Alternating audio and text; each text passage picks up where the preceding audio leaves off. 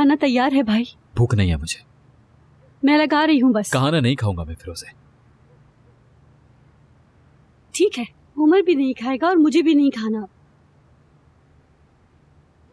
तो मुझे गुस्से में लग रही हो, खैरियत है ना? किस पे गुस्सा है?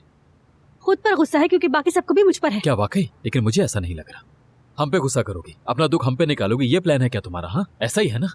मेरा ऐसा कोई प्लान नहीं है, ना ही मैं दिखावा कर रही हूँ, ना ही मैं अपना गुस्सा किसी को दिखाने की कोशिश कर रही हूँ। आप मेरे नजरिए से सोचिए तो सही, किसी को मेरी कोई फिक्र नहीं है क्योंकि आप तो सही है ना भाई, और मैं ही पूरी तरह गलत हूँ। हाँ, ये जो कुछ भी हुआ है फिरोज़े, मुझे बिल्कुल भी हजम नहीं हो रहा है। मैं बहुत गुस्से में हूँ और ये बात तुम अच्छी तरह से जानती हो। ठीक है, तो फिर अपने गुस्से में ही रहिए आप।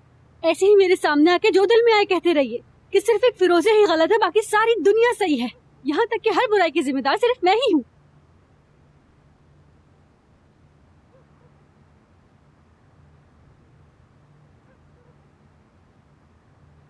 देखो फिरोज़े, हम इस वक्त एक बड़ी मुसीबत में हैं, ठीक है?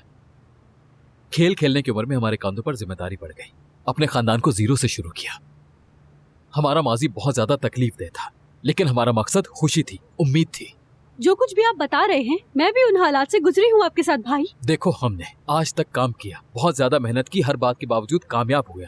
और हमने इतनी मेहनत इसलिए नहीं की थी कि एक दिन एक घटिया शख्स आकर हमारी जिंदगियों को बर्बाद करते, समझ गई? तो हाँ, वो खुद काफी नहीं था क्या? अपनी माँ को हमारे साथ मुसीबत बना दिया। क्या मतलब? तुम उस औरत का सरनेम जानती हो क्या है फिरोज़े? अगर जानती होती तो मुझे यकीन है तुम मुझे सही कहती फिरोज़े।